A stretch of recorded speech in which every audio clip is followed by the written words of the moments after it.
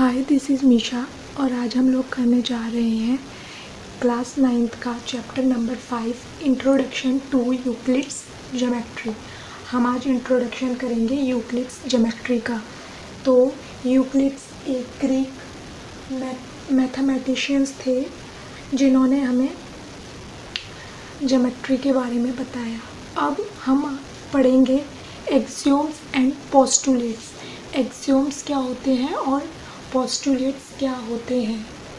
तो सबसे पहले एक्सियोम्स होते हैं एप्लीकेबल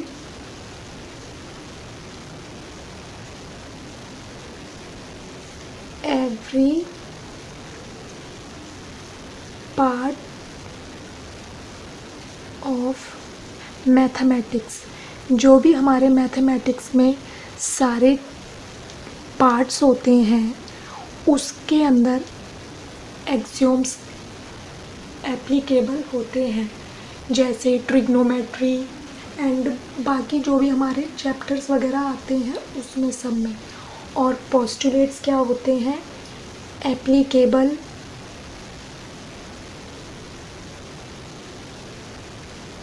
ओनली ऑन ज्योमेट्री।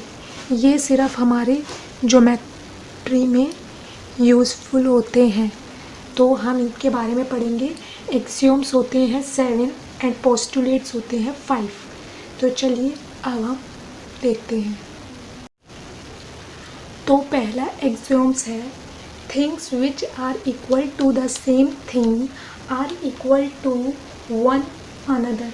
इसमें बोला है जब कोई चीज़ किसी के इक्वल होती है तो वो भी, जब कोई दो चीज़ एक दूसरे के इक्वल होती हैं तो वो तीसरे के भी इक्वल होती हैं। जैसे मैं आपको एग्जांपल से समझा देती हूँ। जैसे ए इक्वल है बी के एंड सी इक्वल है बी के, तो क्या होगा कि जो ये ए और सी होंगे ये भी एक दूसरे के इक्वल हो जाएंगे। जब कोई दो चीज़ एक दूसरे के इक्वल होती हैं तो वो दोनों चीज़ें तीसरी चीज़ भी उसके इक्वल हो जाती है। जैसे ए बी इक्वल बी के एंड सी इक्वल बी के, तो जो हमारा ए और सी है ये भी एक दूसरे के इक्वल हो जाएगा। पहला एक्सियोम्स यही है। दूसरा, if equals are added to equals the whole are equal. जब हम किसी नंबर में किसी दो नंबर जो इक्वल होते हैं, अगर हम उसमें किसी इक्वल को ही ऐड करेंगे तो जो हमारा आंसर होगा वो भी इक्वल आएगा। जैसे यहाँ पर 3 इक्वल में 3 है, ये दोनों इक्वल हैं। अगर हम इन दोनों में 2 और 2 को ऐड करें, दोनों इक्वल को, जब हम किसी इक्वल में 2 इक्वल को ऐड करते हैं तो हमारा जो आंसर आता है वो भी इक्वल आता है। इसमें यही बोला है। Third part, if equals are subtracted from equal the remainder are equal. इसमें जो थर्ड पॉइंट है उसमें सेकंड का बिल्कुल अपोजिट है। उसमें एडेड था, इसमें सब्ट्रैक्ट है। अगर हम किसी इक्वल सब्ट्रैक्ट में से किसी इक्वल नंबर को ही सब्ट्रैक्ट करते हैं तो जो हमारा रिमाइंडर है वो भी इक्वल आएगा। जैसे 4 इक्वल में 4, ये दोनों इक्वल हैं। इन दोनों में से अगर हम -2 एंड -2 करेंगे तो दोनों में 2 इक्वल 2 आएगा। ये ही हमारा थर्ड पॉइंट है। Now coming fourth part, things which coincide with one another are equal to one another. इसमें बोला है कि जब कोई चीज़ एक के बराबर होती है तो वो इक्वल होती है किसी दूसरे के भी। जैसे सपोज़ कीजिए ये एक सर्कल है, ये दोनों इक्वल हैं तो जो इनका रेडियस है वो भी इक्वल ही होगा। इसमें यही बताया है कि जब दो चीज़ इक्वल होती हैं तो उनकी कोई दूसरी चीज़ भी इक्वल होती है। ये दोनों सर्कल इक्वल हैं क्योंकि इन दोनों का रेडियस इक्वल है। 5th point, the whole is greater than the part. इसमें बोला है कि जो भी होल होता है वो क्या होता है, ग्रेटर मतलब बड़ा होता है उसके एक पार्ट से। जैसे सपोज़ कीजिए ये एक टैंक है 100 लीटर का, इसका अगर हम 10 पार्ट करेंगे तो इसके 10 पार्ट कितने के हो जाएंगे, 1/10 के। तो इसके कितना पार्ट आया, 10 आया। तो जो इसका पार्ट होगा वो इसके होल नंबर मतलब हमेशा छोटा होगा, तो जो इसका होल होगा वो हमेशा अपने पार्ट से बड़ा होगा। अगला 6th, things which are double of the same things are equal to one another. इसमें बोला है कि वो जब कोई चीज़ किसी की डबल होती है तो वो दूसरे की भी डबल होती है। जैसे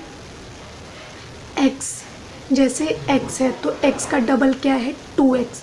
जो 2x है वो इक्वल है y के। ऐसे ही 2x इक्वल है z के। तो जो ये y और ये z होंगे ये भी एक दूसरे के इक्वल होंगे। तो जब कोई चीज़ डबल होती है किसी चीज़ के तो वो दोनों भी एक दूसरे के इक्वल होते हैं। Things which are half of the same thing are equal to one another. अगर कोई किसी चीज़ की सेम थिंग हाफ होती है तो जो उसके वन अनदर होते हैं वो इक्वल होते हैं। जैसे x है तो इसका हाफ, जो x है वो हाफ है किसके, a के। ऐसे ही हाफ x इक्वल किसके है, b के। तो जो ये a और b होंगे ये भी एक दूसरे के इक्वल होंगे। ये तो थे एक्सियोम्स। अब हम कर रहे हैं पोस्टुलेट्स। फर्स्ट पोस्टुलेट्स है, ए straight line may be drawn from any one point two any other point. इसमें बोल रहे हैं कि जो एक स्ट्रेट लाइन होती है वो ड्रॉ होती है किसी भी एक पॉइंट से किसी दूसरे पॉइंट तक। जैसे ये एक पॉइंट है और ये एक पॉइंट है, ये है पॉइंट ए एंड ये है पॉइंट बी। तो जो एक स्ट्रेट लाइन होती है वो ड्रॉ होती है इन दोनों पॉइंट्स के बीच में। बस इस पॉइंट में ये ही है। Now second point, A terminated line can be produced indefinitely. अब इसमें बोला है कि जो टर्मिनेटेड लाइन होती है जिसका कोई अंत नहीं होता है तो वो चलती जाती है बिना रुके कहीं तक भी। तो जैसे ये एक लाइन हो गई ए और बी,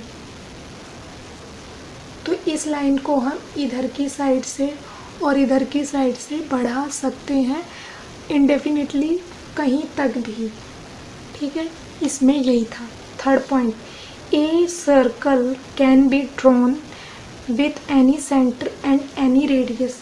कोई भी सर्कल ड्रॉ करने के लिए हम कुछ भी सेंटर या कोई भी रेडियस ले सकते हैं। हमने रेडियस ले लिया 3, तो हम इस पर सर्कल ड्रॉ कर सकते हैं। इसमें यही बोला है। Now fourth point, all right angles are equal to one another. इसमें बोला है कि कोई भी राइट एंगल एक दूसरे के इक्वल होते हैं। जैसे ये हो गया हमारा राइट एंगल, ये वाला हो गया, एंड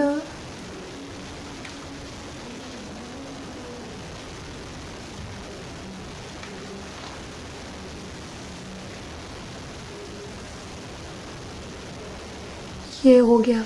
तो जो भी राइट एंगल 90 डिग्री बनाते हैं वो सारे ही राइट एंगल एक दूसरे के इक्वल होते हैं, चाहे वो इस तरीके का हो, चाहे इस तरीके का, चाहे इस तरीके का।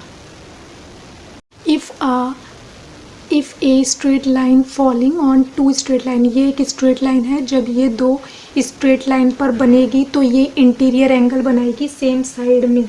जैसे ये हो गया ए एंड ये हो गया बी, तो ये हमारे क्या हो गए, इंटीरियर एंगल्स हो जाएंगे। उसके बाद यहाँ पर भी बनेगा सी और डी, ठीक है। तो ए बी को जब हम प्लस करेंगे और सी और सी डी को जब हम प्लस करेंगे तो इन दोनों का सम आएगा 90 डिग्री का।